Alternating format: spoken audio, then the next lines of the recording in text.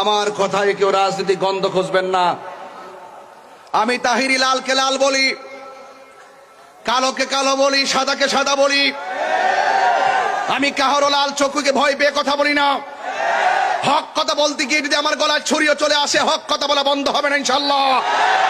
চট্টগ্রামের মানুষ, পতেঙ্গের মানুষ, আপনাদেরকে দায়িত্বহীন কণ্ঠে কথা বলতে চাই।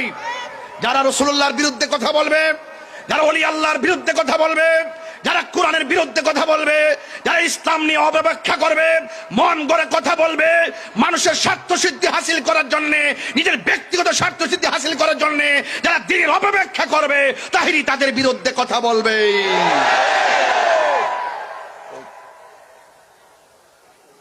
আমি পরিষ্কার ভাষা বলতে চাই, রমজান মাস এসেছে, রমজান চলে যাবে।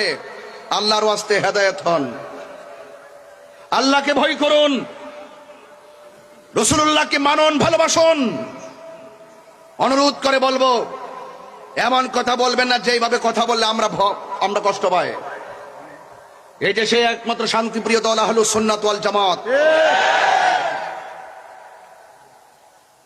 ষড়যন্ত্র করে অনেক কিছুই হারানো যায়, কিন্তু ইমানি বাক শক্তিকে কেড়ে নেওয়া যায় না। আমার ভাইয়েরা, আমি বলেছি আল্লাহ ডাক দিয়েছেন ইমানদারদেরকে। কাকে? আমরা কি ইমানদার না বেঈমান? আরো বড় করে আওয়াজ হবে, ইমানদার না বেঈমান? দুই হাত তুলে বলতে হবে, ইমানদার না বেঈমান?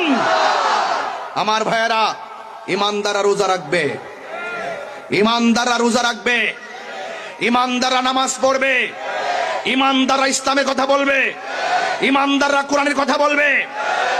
কিন্তু যাদের ভিতরে নিফাক বিলে ইতিকাদ আছে, যাদের মাঝে মুনাফিকি থাকে, তার মুখের কথা যত মিষ্টি হোক না কেন, তার কথা গ্রহণ করা যাবে না। দেশটা সবার। আসুন, হাতে হাত রাখুন, কাঁধে কাঁধ রাখুন, ঐক্যবদ্ধ হয়ে যান। এই সার্বভৌমত্ব সুরক্ষায়, ধর্ম সুরক্ষায় আমাদেরকে ঐক্যবদ্ধ প্ল্যাটফর্ম তৈরি করতে হবে ইনশাআল্লাহ। বলুন, ইজ্জতের মালিককে? আমার ভাইয়েরা, আমাকে আপনারা চিনেন?